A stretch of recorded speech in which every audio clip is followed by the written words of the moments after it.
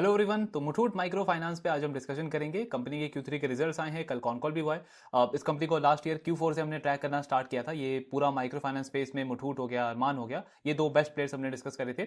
अभी तक last 2-3 quarters company के लिए अच्छे गए। देखते हैं इस क्वार्टर में नंबर्स इन्होंने कैसे डिलीवर करे और मैनेजमेंट ने क्या कमेंट्री दिया है, आगे का कैसा आउटलुक बनता है इस बिजनेस का।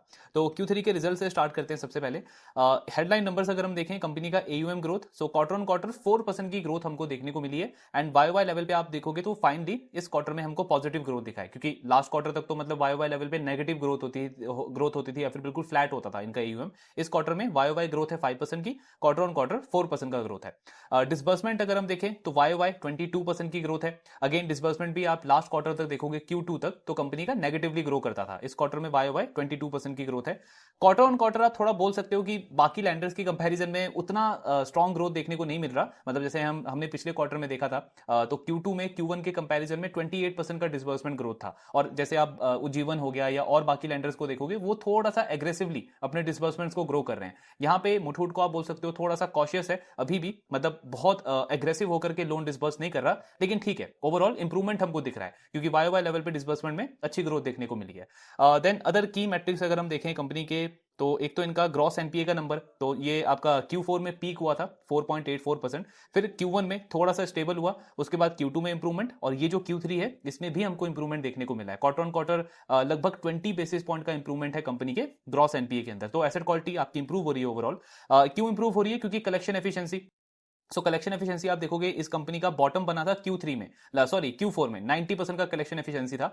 उसके बाद Q1 में थोड़ा इंप्रूवमेंट दिखा, Q2 वापस इंप्रूव हुआ, और Q3 के अंदर फिर से हमको इंप्रूवमेंट देखने को मिला है। Q3 लैंडिंग इंडस्ट्री के लिए ना कलेक्शन एफिशिएंसी के पॉइंट से इतना अच्छा नहीं होता है, क्योंकि स्पेशली ये जो आपके माइक्रो फाइनेंस लेंडर जो होते हैं, क्योंकि आपका फेस्टिव सीजन होता है, तो जो आपके स्टाफ होते हैं वो हॉलीडेज वगैरह पे होते हैं, मतलब इतना टाइमली कस्टमर को रिमाइंड कराना, फॉलो अप करना, ये सारी चीजें आपसे मिस हो जाती है। इनफैक्ट जो आपके कस्टमर्स हैं, जो बोरोअर्स हैं, उनका भी क्योंकि फेस्टिव सीजन होता है तो उनका भी कैश स्पेंडिंग थोड़ी सी बढ़ जाती है। तो जनरली Q3 में जो इनके कस्टमर्स है वो EMI थोड़ा डिले कर देते हैं, ये नॉर्मल सिनेरियो में भी होता है। लेकिन उसके बाद भी हमको Q2 के कंपैरिजन में इसमें इंप्रूवमेंट देखने को मिला है कलेक्शन एफिशिएंसी में। तो ये आपको क्या दिखा रहा है कि ग्राउंड पे चीजें जो है वो बहुत बेटर हो रही है मुथूट माइक्रो फाइनेंस के लिए। इनफैक्ट अगर आप इनका एक्स बकेट कलेक्शन एफिशिएंसी भी देखोगे, यानी कि ओवरऑल जितनी भी EMI स्पेंडिंग थी उसमें से कितना रिकवर कर पाया हूं मैं, वो नंबर हो चुका है 99.8%। तो मतलब ये सेकंड कंसेक्यूटिव क्वार्टर है मुथूट माइक्रो फाइनेंस का जहां पे इन्होंने इतने स्ट्रॉन्ग कलेक्शन एफिशिएंसी का नंबर रिपोर्ट करा है।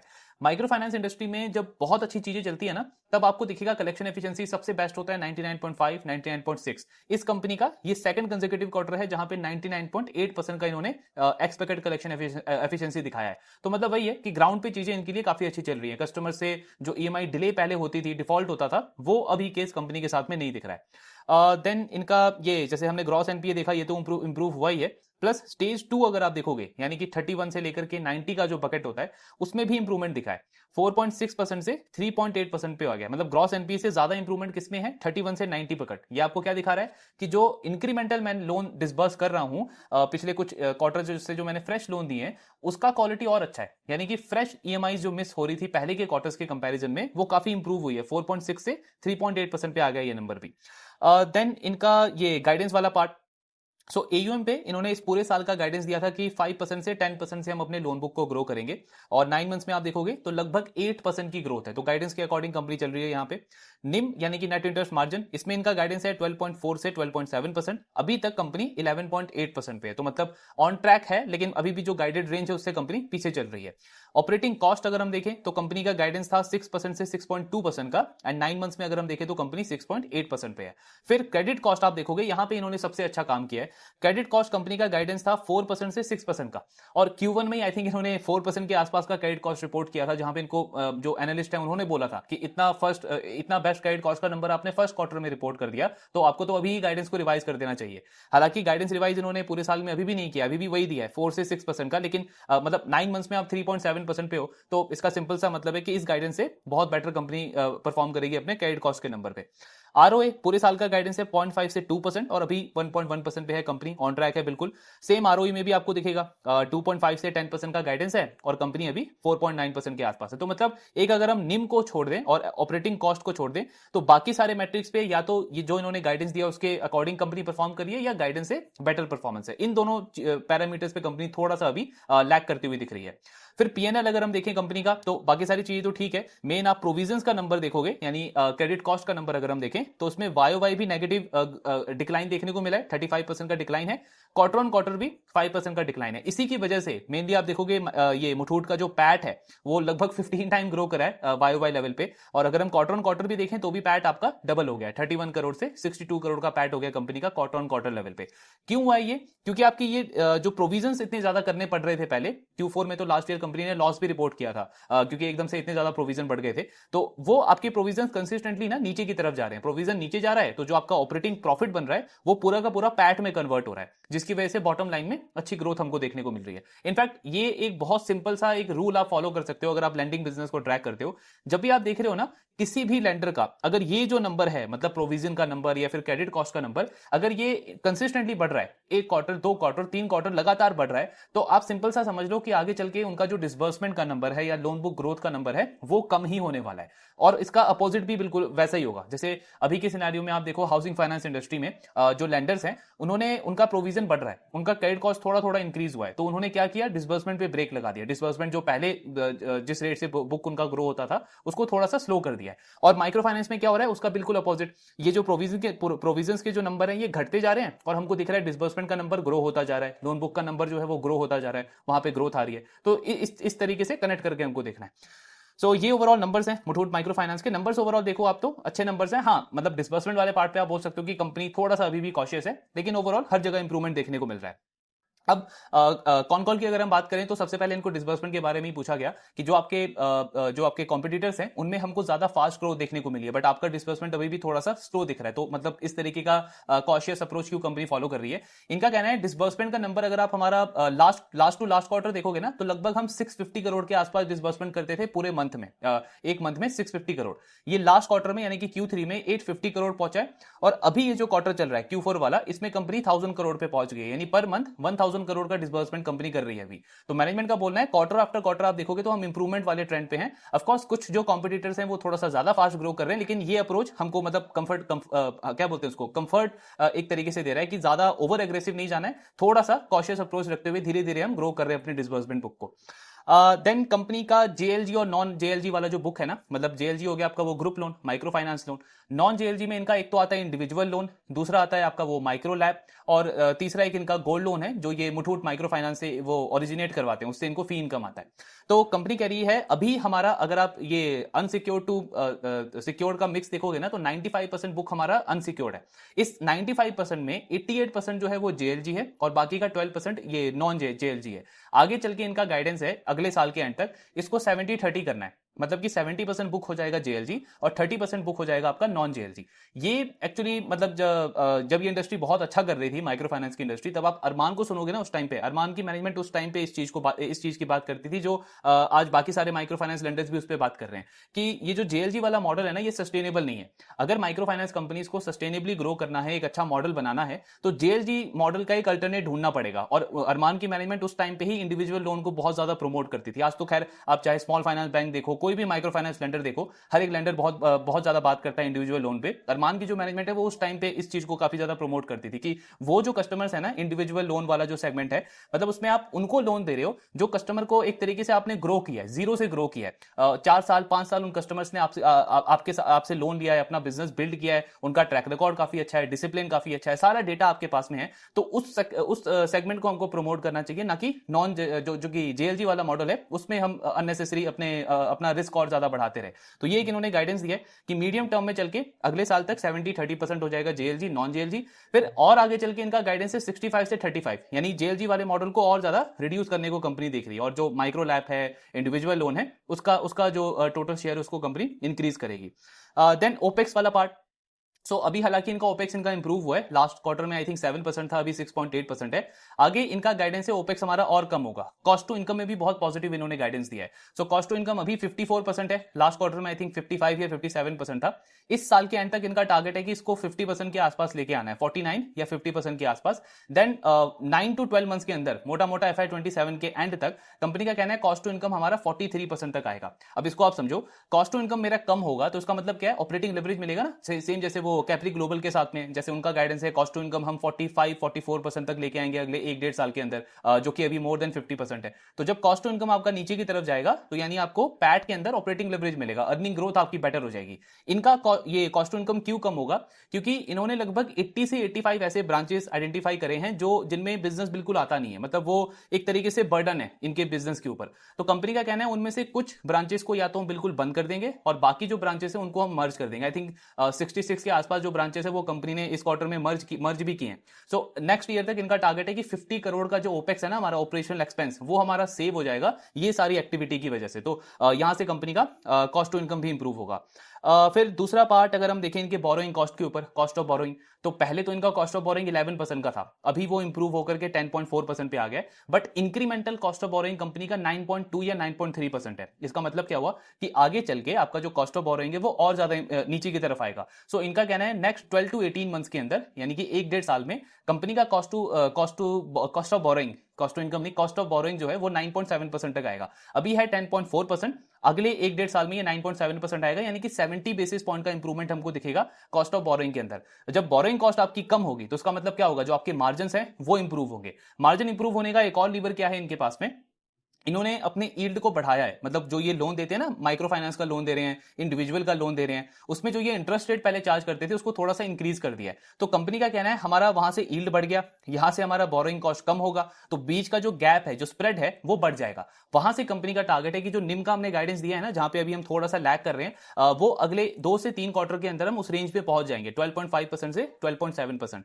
कहने का मतलब ये है कि निम का गाइडेंस शायद ये इस साल अचीव ना कर पाए, जो 12.7% का इन्होंने पूरा एग्जैक्ट गाइडेंस दिया है, शायद वो अचीव ना हो, बट नेक्स्ट 2 क्वार्टर्स के अंदर, 3 क्वार्टर्स के अंदर उसके आसपास कंपनी पहुंच जाएगी, क्योंकि इंक्रीमेंटल बोरिंग कॉस्ट कंपनी की बहुत कम है, 9.2-9.3%, और अभी जो इनकी जो बोरिंग कॉस्ट है वो 10.4% है। तो डायरेक्शनली ये नीचे जाएगी, यील्ड आपने बढ़ा दिया है, ये दोनों चीजें आपके मार्जिन को इंप्रूव करेगी। ये सेम वैसा है जो हमने पिरामल फाइनेंस के केस में भी डिस्कस किया है, उनको भी 50 बेसिस पॉइंट से 80 बेसिस पॉइंट का इंप्रूवमेंट मिलेगा। कैप्री ग्लोबल को भी ये सेम एडवांटेज है, लगभग 30 बेसिस पॉइंट से 40 बेसिस पॉइंट उनको कॉस्ट ऑफ बोरिंग के अंदर एडवांटेज मिलेगा। तो ये जो लेंडर है मुथूट माइक्रो फाइनेंस, ये भी उस कैटेगरी के अंदर आ रहा है, इनको भी इसमें बेनिफिट मिलेगा।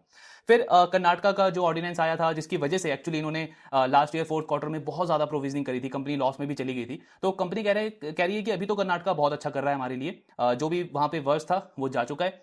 तमिलनाडु में जो ऑर्डिनेंस आया था उसका कोई इंपैक्ट नहीं पड़ा है, अभी वहां पे 100% कलेक्शन एफिशिएंसी है। तमिलनाडु इनका एक्चुअली होम ग्राउंड है, तमिलनाडु हो गया, केरला हो गया, वहां पे कंपनी सबसे ज्यादा लोन देती है। तो इन दोनों स्टेट्स के अंदर ना पूरा 100% कलेक्शन एफिशिएंसी है, मतलब वहां पे एसेट क्वालिटी में कोई प्रॉब्लम नहीं है। कर्नाटका में एक और चीज इन्होंने किया है, वहां पे थोड़ा सा एसेट क्वालिटी में प्रॉब्लम जरूर था, तो कंपनी ने उसको तो मैनेज किया, लेकिन अपना एक्सपोजर भी कम कर दिया। पहले आई थिंक इनका 10% जो बुक था वो कर्नाटका के अंदर था, अब उसको 5% कर दिया। तो वैसे भी एक्सपोजर भी मैंने कम कर दिया, और ओवरऑल जो चीजें बीच में खराब हुई थी वो पॉलिटिकल रीजन की वजह से उसको भी कंपनी ने मैनेज कर लिया है।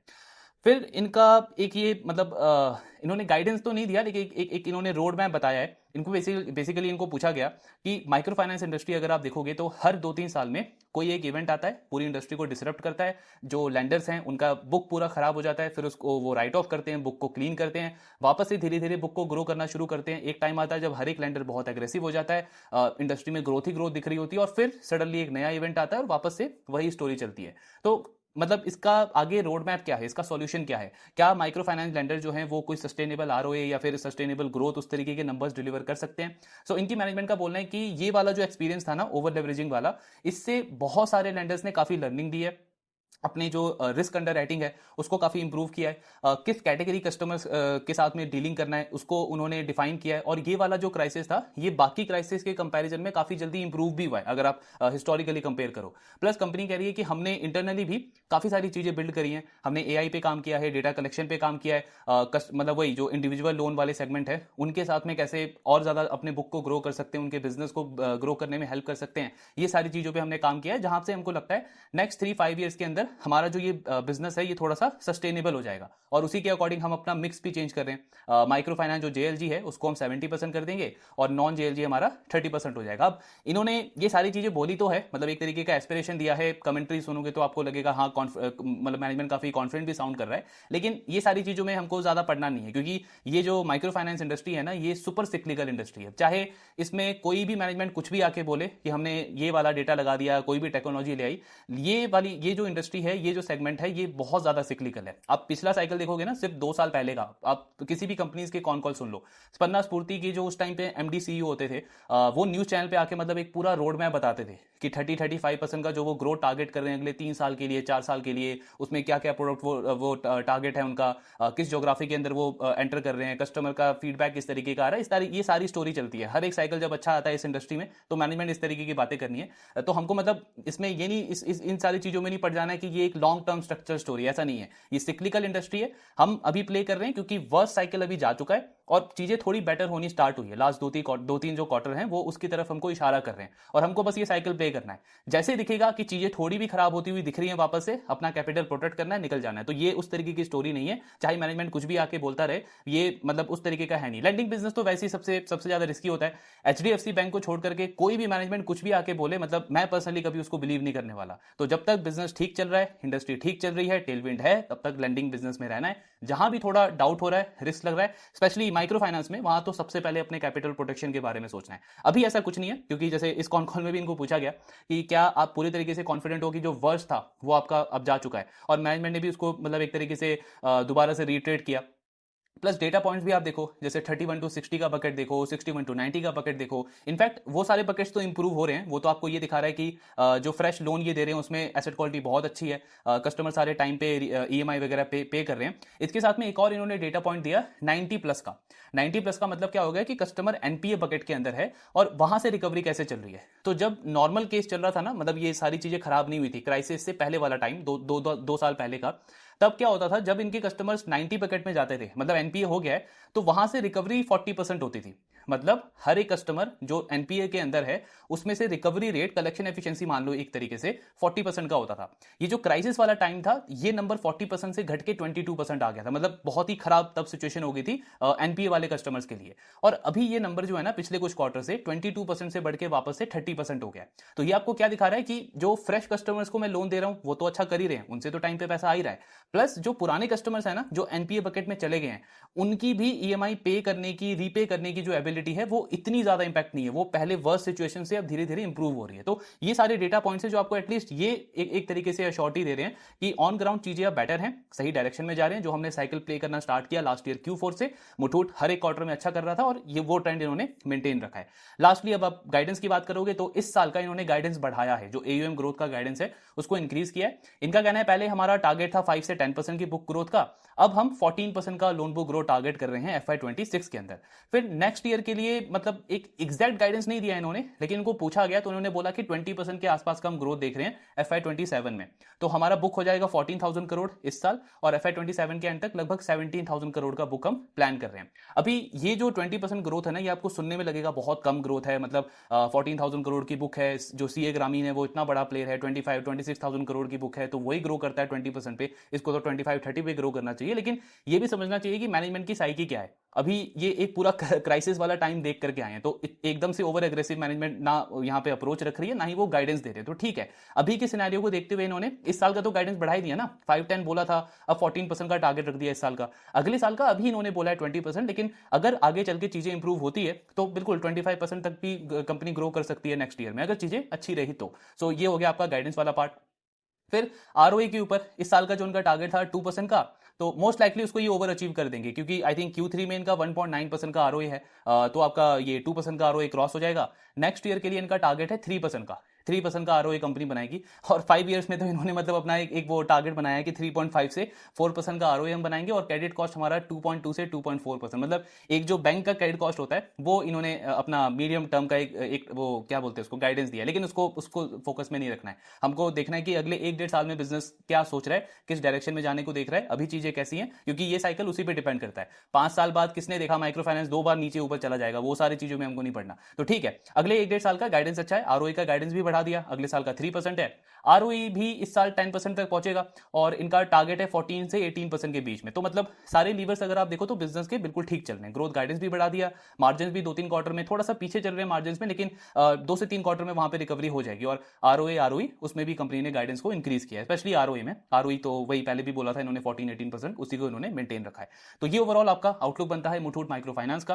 वैल्यूएशन आप देखोगे प्राइस टू बुक अभी भी 1.2 के आसपास है, तो मतलब ये ट्रेंड अगर मेंटेन मेंटेन रहा, जो ये एग्जीक्यूशन अभी तक इन्होंने दिखाया है वो अगर कंटिन्यू रहा तो बिल्कुल चांस है वैल्यूएशन आराम से रीरेट हो सकता है। ऑलरेडी जब हमने इसको डिस्कस किया था तब ये बुक वैल्यू के भी नीचे ट्रेड कर रहा था, तो मार्केट ने रीरेटिंग तो करी है, थोड़ा बहुत रिवॉर्ड किया है, लेकिन स्टिल यहां से भी एक अच्छा पोटेंशियल है अगर ये परफॉर्मेंस कंपनी की मेंटेन रहती है। बाकी अभी अरमान के रिजल्ट आएंगे, उसके नंबर्स आएंगे, उसको भी डिस्कस करेंगे कि उनकी किस तरीके से रिकवरी चल रही है। और जैसे हमने पहले डिस्कस किया था, मुथूट और अरमान ये दो सबसे सेफ एक तरीके से और बेस्ट बेट लगते हैं पूरे एमएफआई स्पेस को प्ले करने के लिए। इसके अलावा स्पंदना भी अच्छा कर रहा है, सचिन गहेड़कर को भी डिस्कस करेंगे बीच में टाइम मिलेगा तो, कि उनके कैसे नंबर से, मैनेजमेंट की क्या कमेंट्री है। वैल्यूएशन वाइज तो वो भी काफी मतलब अंडर वैल्यूड लग रहा है, बुक वैल्यू के नीचे ट्रेड कर रहा है। लेकिन पर्सनली मेरा ज्यादा कन्विक्शन मुथूट और अरमान के साथ में। अरमान इसलिए क्योंकि ट्रैक रिकॉर्ड है, मतलब लास्ट 3-5 साल का आप देखोगे तो सारे साइकिल में इन्होंने अच्छा किया, आउट परफॉर्म किया है बाकी प्लेयर्स को। जब भी चीजें खराब होती है वो सबसे पहले आके बताती है, तो एक कन्विक्शन बनता है उस मैनेजमेंट के ऊपर। और दूसरा मुथूट क्योंकि मतलब जस्ट लिस्ट हुआ था और मार्केट ने बहुत ज्यादा पनिश कर दिया था, बुक वैल्यू के नीचे ट्रेड कर रहे थे, और इन्होंने भी सबसे पहले मतलब वो पॉजिटिव कमेंट्री देनी स्टार्ट करी थी,